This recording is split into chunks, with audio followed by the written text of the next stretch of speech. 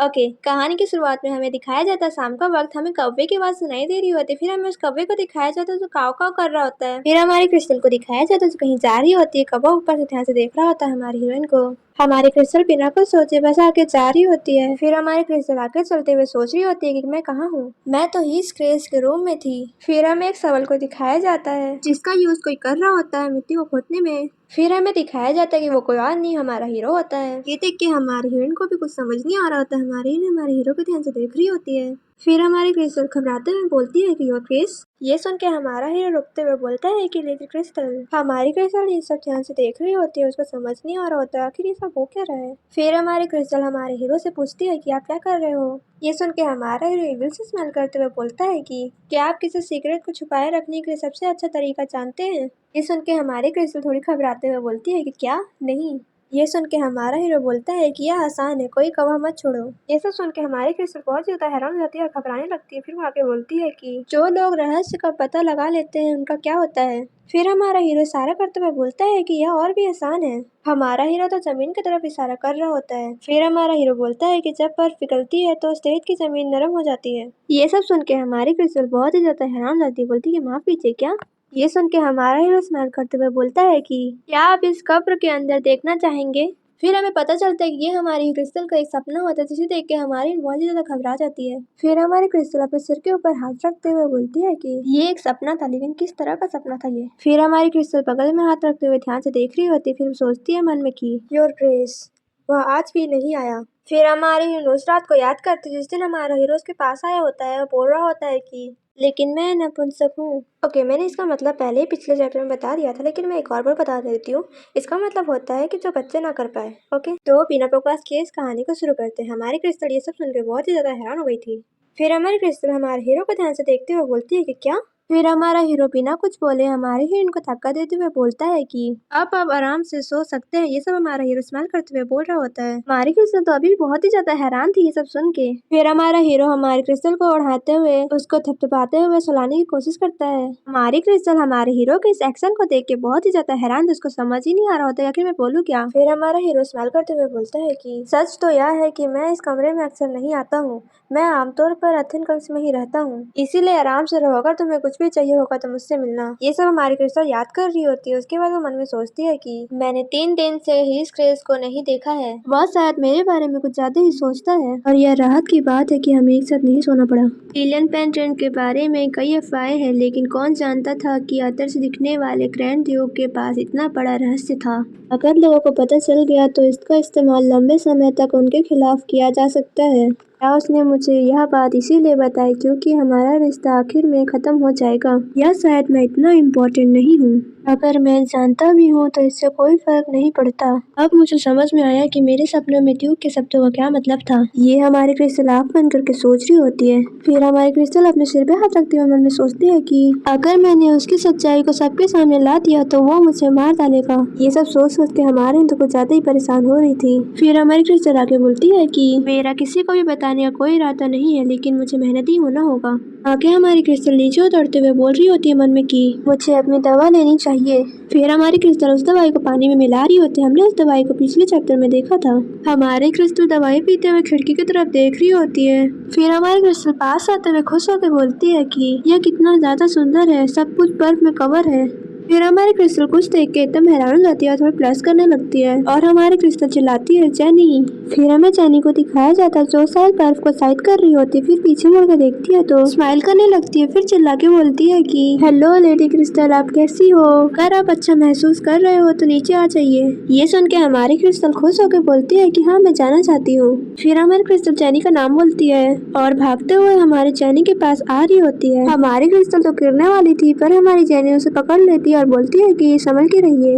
और हमारी क्रिस्टल बहुत ही ज्यादा खुश हो जाती है हमारी जेनी को देख के, और हमारी जेनी भी हमारी हीरोइन को देख के स्माइल कर रही होती है। आगे हमारी क्रिस्टल बोलती है कि गुड मॉर्निंग जेनी। आगे हमारी जेनी बोलती है कि आज का मौसम अच्छा है ना। फिर हमारी क्रिस्टल स्माइल करते हुए हाँ बोलते हुए मन में सोच रही होती है कि पिछले 3 दिनों से वह मेरे साथ समय बिता रही है और मेरी देखभाल कर रही है। मैं उसकी एहसानमंद हूँ।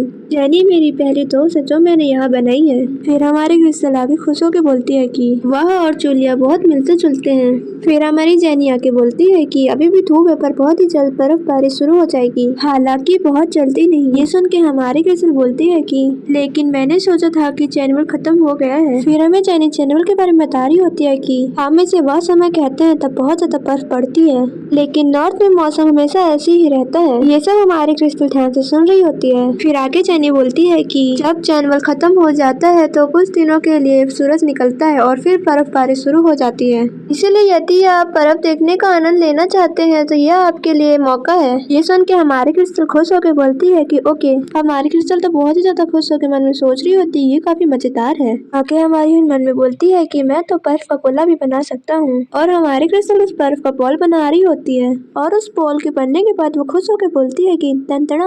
हमारी क्रिस्टल तो बहुत ही ज्यादा खुश दिख रही होती है। हमारी क्रिस्टल की तो आंखें चमक रही होती है जैसे कि वो कुछ करने वाली है। हमारी जेनी सोच रही होती है कि ये क्या करने वाली है। फिर हमारी क्रिस्टल उस बॉल को हमारी जेनी के ऊपर फेंकना चाहती थी पर वो वहां तक गया ही नहीं। फिर दोनों के बीच थोड़ी देर तक शांति हो जाती है। फिर जेनी हमारी हीरोइन को ध्यान से देख रही होती है। हमारी जेनी तो सोच रही होगी आखिर ये क्या हुआ। फिर हमारी जेनी जोर जोर से हंसने लगती है हमारी हीरोइन की इस हरकत को देख के। फिर हमारी जेनी आगे हंसते हुए बोलती है कि लगता है आपको और ज्यादा प्रैक्टिस की जरूरत है। आज से शुरू होने वाली बर्फ से स्नोबॉल बनाना मुश्किल हो सकता है। हमारी क्रिस्टल तो खुद ही बहुत हैरान थी कि आखिर ये क्या हुआ।